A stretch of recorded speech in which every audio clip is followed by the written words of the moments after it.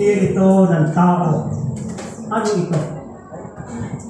Ito ay isang medyo na usapin dahil kapag hindi natin naiintindihan, ang mundo ay naniniwala na yung mga lumilipat na yan, yung mga bulaki, mga ibon ay mga espiritu o kaluluwa ng mga taong namatay na.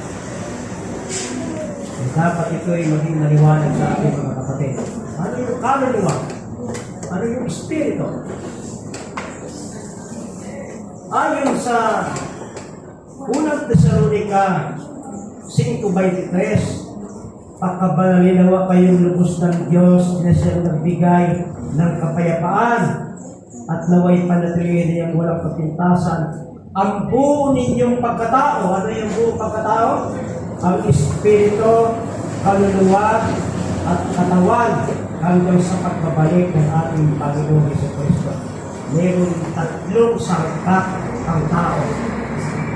Yung katawan, ito yung espiritu, katawan, at kaluluwa. Eh, dapat ito naging problema sa maraming mga tao. May naniniwala na pagkamatay ng tao, may hihiwalay na kaluluwa. Ano pa talaga nangyari? Sabi sa Genesis 2:7, yung daw alabo ay hiningahan ng Diyos ng espiritu o hininga ng buhay ng diwa, at yung alabo ay naging kaluluwang buhay. Tayo mga kapatid ay walang kaluluwa. Hindi ko na meron tayong kaluluwa. Yung kaluluwa ay kombinasyon ng katawan at ng espiritu. Yun yung kaluluwa. Walang kaluluwang inilagay sa tao. Ang inilagay ay diwa, espiritu. Yung alabo ng makasuka ng diwa ng mabuhay ay naging kaluluwa. At ang kaluluwa ay yung diwa, yung espiritu. Yun ang bumabalik sa Diyos ayon sa Ecclesiastes 12:7. Yung ang espiritu ay humihiwalay sa katawan at bumabalik sa Diyos na nagbigay sa kanya. Kaya ating alamin mga kapatid ito, araw na ito. Sa Kawikaan 20, talatang 27, sabi dito, ang espiritu ng tao ay inawa ng Panginoon na sumisiyasat ng mga pinakaloob na bahagi. Ito natin makikita yung espiritu. Ito'y tanglaw ng Diyos. Ito'y gabay ng Diyos. Ito'y patnubay ng Diyos sa tao. Yung mga kaloob, ayan ay ang tawag niya espiritu. Mayroong espiritu ng karpintero. Ayun, magagaling maglagay yan, magawa ng bahay. Mayroong espiritu ng guro. Ay pagyanaywan, magaling magturo yan. Espiritu. Yung mga talent na yan, ang tawag yan ay espiritu. Diwa. Ang diwa ay hindi lamang hininga, kundi ang diwa ay pagkatao. Yung katawan ay mga organs yan. Pero dapat yung katawan na yan ay may ugali. Yung ugali ng katawan, ang tawag ko ay espiritu. Kaya mayroong espiritu ng paghihimagsik. Kahit sa mo dalhin yan, maghihimagsik yan sa gobyerno. Maghihimagsik sa barangayan. May espiritu ng pagkabahabahagi. Kahit sa mo dalhin yan, pagmumula ng pagkatalo yan. May espiritu ng paninibugho. Ano ba ang hindi espiritu yun? Kaya yung tao ay nilagyan ng Panginoon ng diwa, at yung tao ang bahala dun sa kanyang diwa. Bahala yung taong bumuo ng kanyang pagkatao. Karapatan ng tao na bumuo ng sarili niyang pagkatao. Kasi sabihin, ay, huwag kang ganun, kailangan buhay niya yan. Yan ang niyang gusto niya. Kaya yan niya. Ibigay ang hiling. Kaya yung tao ay bubuo ng kanyang destiny, ng kanyang pupuntahan. At habang binubuo niya yun ang nagiging espiritu niya. Mayroong espiritu ng manglalaro. Ay, panayang mo niya, panayang takbo niya, panayang practice. Yung taong pasuntok-suntok, pag pinag-arado mo hindi mahusay. Dahil yung diwa niya ay ang espiritu niya ay nasa palakasan. Nasa tagisan ang kanyang espiritu. Pag pinagturo mo yung walang espiritu ng teacher, ay hindi mo maintindihan. May sinasabi pero hindi mo manawaan dahil hindi yun ang diwa ng guro. Yung diwa nito, ito yung ilaw ng Diyos. Kapag titingnan ng Diyos ang tao, titingnan niya ang diwa. Sabi sa unang Korinto 2:11, walang nakakaalam ng iniisip ng isang tao maliban sa kanyang sariling espiritu. Yung sariling espiritu ng tao ay alam ng may katawan kung sino siya. Alam ng may katawan. Alam ng may katawan kung magnanakaw siya, kung siya'y magaya, kung siya'y masipag. Alam ng may katawan. Tayo mga kapatid, pag titingin tayo sa ating kapwa, maaari tayong mamali ng ating mga iniisip. Mabalik tayo ng conclusion sapagkat hindi talaga natin alam yung ating kapwa. Ang tao ay napaka-unique. Walang taong pareho ang ugali. Kaya walang taong pareho ang diwa. Walang taong pareho ang espiritu. Kahit yan ay mga mandirigma, bukod-bukod ang diwa yan. Pero mayroong mandirigma na takbo na, mayroong diba mandirigma na sugod. Kanya-kanya ng kanya espiritu. Pati mga panglalaro, kanya-kanya ng espiritu yan. Mayroong magaling mag-dribble, yan ay taga-dribble lang, hindi taga-shot. Mayroong taga-3 points, hindi mahusaya sa pangilalim, pangmalayuan siya.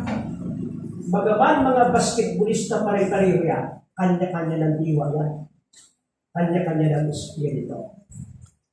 Yung mga mababait, kanya-kanyang timpla ang bait, kanya-kanyang espiritu. Kaya yung nakakaalam nung pagkatao niya ay yung may katawan. Hindi totoo yung alamin mo ang pagkatao niya. Alam mo yun. Yun yung binigay ng Panginoon sa kanya na kilalanin niya yung sarili. Sabi sa Job 32:8, ngunit may espiritu sa tao at ang hinga ng makapangyarihan sa lahat ay nagbibigay sa kanila ng unawa. Sinabi na yung diwa ay pang-unawa din. Nakakaunawang diwa, nakakaunawang espiritu. Ay may matalinong espiritu. Mayroong napakatalino sa isang bagay pero hindi niya alam yung ibang bagay. Kahit yung karunungan ay kanya-kanya rin karunungan. Kanya-kanya rin espiritu. Dito yung hininga ng buhay, ito, ay hindi lamang oxygen. Yan ay karunungan. May kanya-kanya tayong karunungan. Kaya Bible. Sa Zacarias 12:1, ang hula na salita ng Panginoon tungkol sa Israel, ganitong sabi ng Panginoon, na naguugat ang langit at naglalagay ng mga patibay ng lupa at naglalang ng diwa sa loob ng tao. Bawat tao ay nilalangan ng Diyos ng Espiritu sa loob. Yung Espiritong yun ang tatanglaw sa tao, yun ang papatlubay sa tao. At yung Espiritong yun ang titingnan ng Diyos. Kung sino yung tao. Kung ano yung tao. At yung Espiritong yan, yung ating Espiritu ay dapat magbunga ng bunga ng Espiritu Santo. Kaya yung bunga ng Espiritu Santo ay makikita sa ating diwa, makikita sa ating ugali, yung bunga ng Espiritu. Ano sabi sa Galatia 5:22 at 23? Ngunit ang bunga ng Espiritu ay pag-ibig. Yung diwa ay pag-ibig. Yung pag-ibig ay iba't iba din. Ang titla, mayroong labis ang pag-ibig sa bansa. Kaya ang mga kantahin niya na ibon mang may layang lumipad, ang bayan kong Pilipinas. Mayroong labis ang pag-ibig sa magulang o sa kapatid. Mayroong labis ang pag-ibig sa mga kahanggan. Kung mayroong bayaw naman hindi makatulog at ang iniisip ay ano ang isasain ng tao doon sa kabilang barangay. Ay wala kang magagawa. Yun ang kumpa niya. Yun ang diwa niya. Ako'y bumili ng van ng isda pasalubong ko sa akin. Kapag kita kami ng aking bayaw sa palengke, bumili din ng isda. Ay pagdating doon sa kanila, yung binili niya yung isda ay binigay agad sa kahanggan. At mayroon naman akong biling isda na pasalubong. Kaya lahat ng binili niya ay pinamigay. Diwa yun. Kaya yung diwa, pwede rin natin turuan at disiplinahin para maging magandang pag-aarugali, magandang asal. Ngunit ang bunga ng Espiritu ay pag-ibig, kagalakan, kapayapaan, pagtitiis, kagandahan loob, kabutihan, pananampalataya, kabungan, pagpipigil. Yun. Yun na yung magiging diwa natin. Titingnan natin, ano yung kulang sa aking diwa? Ano yung kulang sa aking Espiritu? Ako naman na may pag-ibig. Baka ang kulang ay pananampalataya. Ako naman niya ay sabi nito, ang magandang loob ay baka ang kulang ay pagpipigil. Kasi yung kagandang loob, pag hindi mo pipinigil, ay pamimigay mo lahat yun sa iyo. At ikaw ang magdidil din sa asin. Yung magandang loob mo ay kulang sa pagpipigil. May pananampalataya ka, kulang naman sa kamuhan. Kaya titingnan natin, i-develop ko yung ating diwa. Kasi yung diwa na yun, babalik sa Diyos. Ano nga nakikita ng Diyos sa ating diwa pag bumalik sa Kanya? At yung diwa na yun, pag tayo'y binuhay na magulit, yung diwa na yun ang papasok. Kaya yung diwa ng mamamatay tao, pagpasok ko sa kanyang katawang na buhay, hanap agad ang kampit yun, ang martilyo, mamumukpok. Yung diwang mapanglait sa pagkabuhay na maguling, panglalait ito ng kailangan. Yung diwa niya. Yun yung nakapreserve. At sa ikalawang pagkabuhay na maguling, magiging gayon siya dahil doon sa diwa na yan, dahil doon sa Espiritu na yan. Kaya nga, pinakikita ng mga talata na ating nabasa na talagang yung ating diwa ay naaalaman ng Diyos kung ano ang laman ng pinakamalalim na laman ng ating puso. Ang titignan ng Diyos ay yung diwa. Kung sa computer yung diwa na yun ay memory. Kung sa cellphone, memory. Kung ano yung ating mga pinagagawa at mga inisip yun ay nasa memory. Ako'y naniniwala na sa paghuhukom, ilalabas yung ating diwa. Hindi lamang yung libro ang bubuksan, pati yung ating diwa ay titignan at hahatulan din tayo. Hindi lamang ayon sa libro, kundi ayon sa diwa. Kaya dito ating mga kapatid, yung aking mga huling araw sa mundo ito ay dinidedicate ko sa pangangaral ng mga bagay na hindi pa sinisir mo sa simbahan. Kaya, yung diwa na ito, yun yung intensyon ng tao. Siya ay umawit, pero anong diwa niya pag sa'yo umawit? Ay, kakantaan na kung naulang din yung aking class. Nakikita niya narinig na maganda ang boses kaya sasagutin niya. Yung diwa niya. Intensyon. Yun yung yung kanyang diwa, yun yung tunay niyang ugali. Ang nakikita natin ay mapagbigay. Ito, pabalik niya mapagbigay. Pero hindi natin nakikita yung diwa niya, kaya namimigay.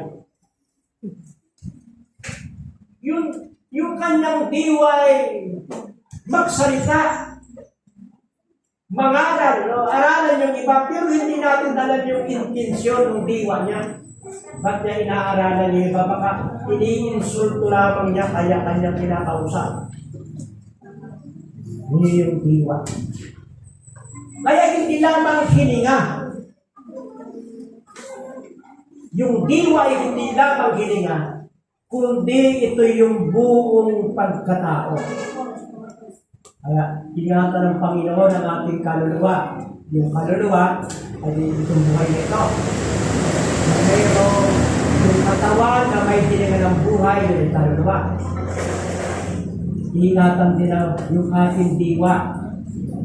Yung iba'y masyadong ingat sa kanyang katawan. May katawan, kaluluwa, espiritu. Masyadong ingat sa katawan. Ay pero wala namang ingat sa kanyang bibig.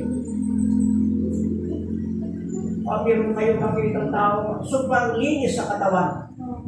At talagang pag naliligo ay kayo manguyamot, 2 hanggang 3 oras bago lumabas. Lahat ay kinuskos. Lahat ay nilinis. Maingat sa katawan. Pero dapat ay maingat din sa espiritu. Maingat din yung diwa niya.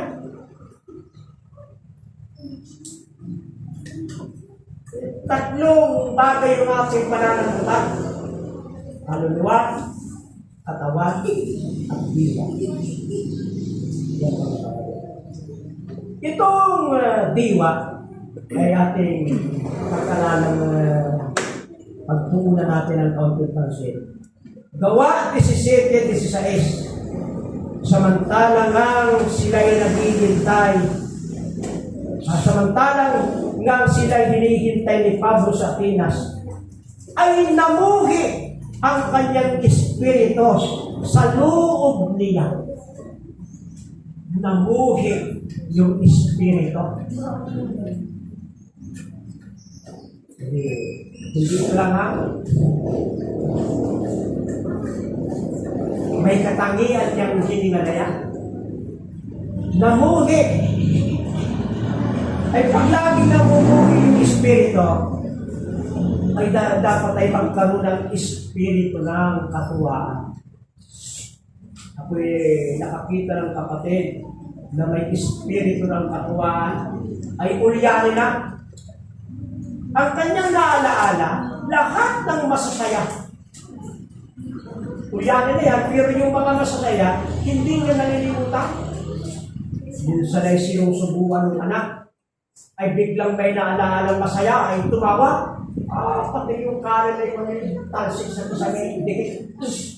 Malakas yung tawa. Ginahita ng balbas ay may naalaala masaya. Halos nabihot. Pero may nakita rin naman ako na yung diwa niya ay laging galit, mapagtungayaw. Ay habang nakadungo sa bintana, pupunta sa anak ko. At aking kamag-anak iisa na ako ng pamasahe papunta sa school. Malayong na karin. Ay nasa bintana at ang paulit-ulit ay panulumayaw. Ayun. Lahat ng mga panulumayaw pag natapos na ulit-ulit. Doon yung diwa na kanyang nabuo. Natindi na nakakapit. Pagkamuhi, Kawikaan 29:13, ang kapaluluwa ng tao ay nagpapabawa sa kanya, ngunit ang may mapagpakumbabang espiritu ay nagtatamo ng karunungan. Yung palang espiritu ay nagpapakumbaba, di ba kayo bunga ng espiritu, kaamuan? Ito naman, pagpapakumbaba. Ididipilog ko rin yung pagpapakumbaba. Dahil pag hindi mo na-develop yan, ay naku, ay mahirap yung may merong mga tao sa simbahan na sila yung problema. Dahil lahat ay mali, siya lang ang tama. Lahat ng iniisip ng iba'y hindi gano'ng maganda, siya lang yung maganda ang iniisip. Ang tawag doon ay mapagmataas na diwa. Yung iba naman, mapagpakumbabang diwa. Ang sample niya na si Moses. Lagi na lamang yung bayan ay ng lalait ay si Moses na develop yung pagpapakumbaba. Sabi lang na kasulatan na sa balatan niya ng lupa ay walang kagaya ni Moses na maamo. Sabi ni Kristo, kayo'y mag-aral sa akin sa panahon maamo at mapagpakumbabang diwa.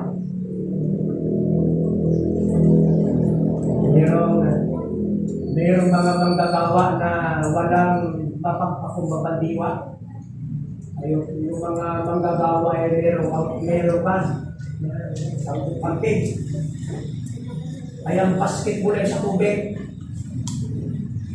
Yung kulang ay hindi may deliver yung kunti sa atin. Isushoot doon sa pastor na nakagainde. Yung palang may dalang bula at yung mga abog ng bula ay may alitan na hindi na natatapos. Ay ang ginawa nung pa, sa halip na agawin yung bula, ang ginuli ay ulo at inilubog sa tubig ng matagal-tagal. Siguro nakabawi na niya ako. Pero hindi yun ang tao, hindi yung mapagpakumbabang diwa. Yung mapagpakumbabang diwa, mapagpatawad niya. Yan, mapagpatawad. Yung mapagpatawad, yung mapagpakumbaba.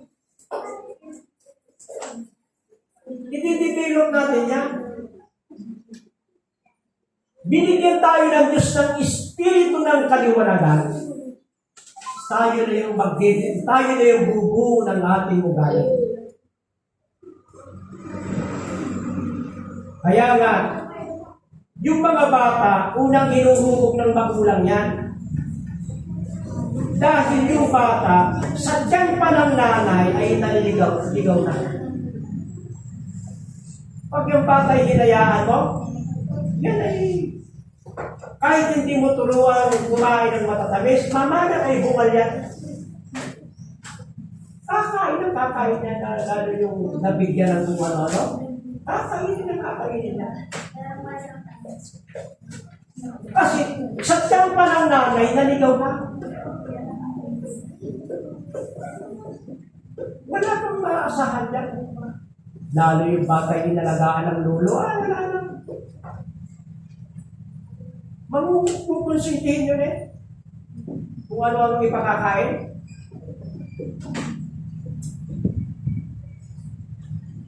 Ano pa?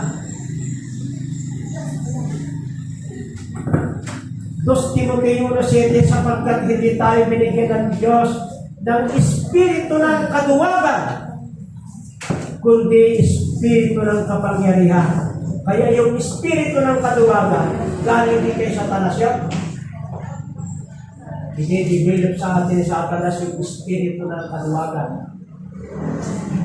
Pati yung katakawan niya ng espiritu. Yung katamaran, espiritu yan. Kaya sabi ng Panginoon na iba, hindi na yung palayasin ng mga masamang espiritu. Pag sa bahay ay mayroon tamad, may masamang espiritu na nakakubabaw sa tamad sa bahay. Yung asawa ng tiya ko ay ba, para matanggal yung espiritu ng katamaran. Yun ay ba? Madilim pa ay inaalam na yung mga baka, kalabaw. Pagkalang, nag-aaral na yun. Pag-uwi ay makatulog pa yung anak, kukuha ng timba yun. Bumubusan yung nagtutulog na anak.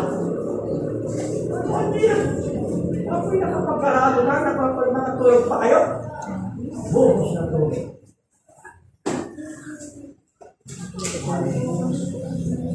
Yung espiritu ng katamaran, masamang espiritu yan.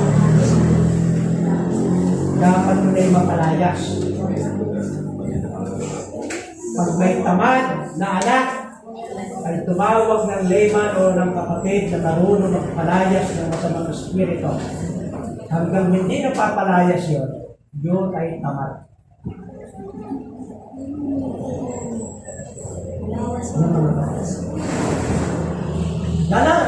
Binigyan na tayo ng espiritu ng pag-ibig at espiritu ng disiplina sa sarili. Galatia 6:1, mga kapatid, kung ang sino man ay masumpungan sa anumang pagsuway, kayong mga sa espiritu ay inyong panumpalikin ang gayon sa espiritu ng kahinhinan. Kapag may nagkamali daw, huwag mong ipagsasama sa pagdadalaw yung espiritong kapagmataas. At lalo sa kapatid, yan lang na hindi ko kaya. Samantalang ako, naranasan ko niya sa ginawa ng kapatid na yun. Ano ang ginawa ng kapatid sa akin? Ito. Mas matindi yung ginawa sa akin kaysa ginawa sa iyo. Tingnan mo, ang nangyari. Ay, dapat na nasa espiritu ng kahinangunan. Wala yung espiritu ng pagmamataas. Ay, hindi lahat ay qualified magdalaw, isama sa pagdadalaw. Umago ka, dumating na isang kapatid pastor, ako'y buo maghapon, nasasama sa iyo sa babae ng Panginoon. Para ko kayo makatulong, ay huwag na kayo sumama. Pastor, ako kayo paghapon sasama. Ay, huwag na ho. Mas nakakaigil na kayo umuwi na. Ay, bakit pastor? Ay, dahilan yung kapatid na yun. Yun ay isisingit. Ano ang pinag-usapan na yung isisingit? At yung ang isisingit agad, ang baboy ay karmalduman at susunugin ng kumakain ng baboy. Ganda-ganda ng paksa ninyo. Isisingit ng baboy at susunugin ng kumakain ng baboy. Tatayo pa at ako'y pangungulahan. Huwag na. Huwag na sumama. Ay, ang tawag ng mga tao sa barangay si Dumalit. Kasi ang bukang bibig ay dumat. Dumat. Mateo 6:40, mangagpuyat kayo at manalangin upang hindi kayo madaig ng tukso. Ang Espiritu'y handang sumunod, ngunit mahina ang laman. Yan talaga. Tuturuan mo yung taong humiwalay sa sigarilyo, ay gusto yung humiwalay. Gusto. Tuturuan mo yung tao na magsipag, magtrabaho, gusto nun. Wala lang matrabaho, hindi kayo dapat lang mapalayas yung masamang espiritu. Yung daw espiritu ay laan. Yung espiritu, gusto ng espiritu. Yun yung inilagay ng Diyos sa tao, yung espiritu, yung tanglaw. Para malaman ng tao yung kalagayan niya. Kapag tungkol sa kasalanan, alam ng tao na siya nagkasala. Gusto ng tao mabago.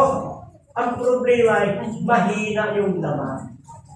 Ito, gusto ng mga alagad ni Pedro na ipagtanggol ang Panginoon na sumama sa bilangguan hanggang sa kamatayan. Pero mahina yung laman. Nang dumating ang si Judas kasama yung sundalo, gusto niya ipagtanggol ang Panginoon, nanaga siya. Nakaputol pa na, nakapigas pa ng tayo. Pero kumaripas ang takbo. Natakot din, mahina yung laman. Nakalakad na sa ibabaw ng tubig. Hanga-hanga yung labisan ng alagad. Pero mahina yung laman ng humangin, siya'y natakot at siya'y nalubog. Kaya, sa bawat tao ay may sinag ng katotohanan, may sinag ng pag-asa. Mayroong espiritu galing sa Diyos na kahit ito'y aandap-andap, ay liwanag pa rin yan. Maganda nga mangaral sa mga nasa bilangguan Pagkahikayat sila matindi yung pagkahikayat. Ba't ang maganda ng pangaralan yung mga leader ng sindikato? Maganda nga. Kasi mayroong pagkauhaw sa kanilang puso. Ang tao ko'y Espiritu ng Diyos, yung tanglaw sa tao. Ang Espiritu daw ay mahiibig. Ano ang problema? Mahina ang laman. Marcos 2:8 At pagkaunawa ni Jesus sa kanyang Espiritu na sila ay nagbubulay-bulay sa kanilang sarili. Halata ni Kristo yung Espiritu ni Kristo na yung mga tao ay nagbubulong-bulungan. Halata niya sinasabi kahit nakagayon pa rin nakatalikod. Alam yung Espiritu ni Kristo. Yung Espiritu ay yung pakiramdam. Yung pakiramdam ang tawag kay Espiritu. Pero matitawag ang lakas ng pakiramdam. Alam na yung nagbibigay pike? Pinipilit. Kung dali mo na rin. Alam na peke. Pagkalis mo na. Di na lang Sinusubukan ko lang ginawa ka. Ay si Kristo ay alam ni Kristo, ramdam. Pakiramdam. Ang tawag yan ay Espiritu. Lucas 1:47 At nagala ang aking Espiritu sa Diyos. Lucas 1:80 At lumaki ang sanggol at lumakas sa Espiritu. Kita mo? Palalakas din yung Espiritu. Hindi pwede naman, hindi mo inilibito. Kung binigyan ka ng Diyos ng Espiritu, ay inilibito mo yan. Dahil ang regalo mo sa Diyos ay yung iyong Espiritu, Panginoon. Ako po iyong binigyan ng gayon. Ito po. Naging ganito po. Panginoon, ako po'y dating gayon, sabi ni Pablo, pero ngayon, handa na akong ialay. Panginoon, nakipagbaka ako ng mabuting pakipagbaka. Natapos ng aking takbo, ingatan ko para nagkakaya. Kaya, tayong lahat ay mamamatay. Pero, Marahil ay hindi. Doon ang marami kang dumating, Panginoon. Yung mamamatay sa atin, yung transcript ng kanyang pagkatao, yung diwa, yung espiritu, ay babalik sa nagbigay. Kaya, ang sabi ng banal na kasulatan, mahalaga sa Diyos ang kamatayan ng matuwid. Pag namatay na yung matuwid, sabi ng Panginoon, malihim, mahalaga. Secure na yung kanyang espiritu. Babalik yun sa Diyos. At sa ikalawang pagbabalik, yung tinig niya ay gigisingin yung mga namatay. Sila babango sa alabok, isusuka ng lupang mga patay. Mabubuling yung patay. At ipapasok ng Diyos yung diwa. At yung ilang diwa ay para sa buhay na walang hanggan. Kaya mapalad at manalang nakalakip sa unang pagkabuhay magulit. Yung hindi mo kasama sa unang pagkabuhay magulit, yung kanilang diwa ibabalik din sa Diyos. Pero gagamitin ito isasauli sa ikalawang pagkabuhay kapag parurusahan ng tao. Kaya yung espiritu, yun ang transcript ng ating pagkatao. Ito yung ating diwa. Ito kung sino tayo, ito yung ating pag-uugali. At ang biyaya ng Diyos ay sinasimulan yung gawain. At ang bahagi natin mga kapatid ay pagyamanin yung ating pag-uugali sa tulong din naman ng Diyos. Ito ang dalangin sa pangalan ng Jesus. Amen.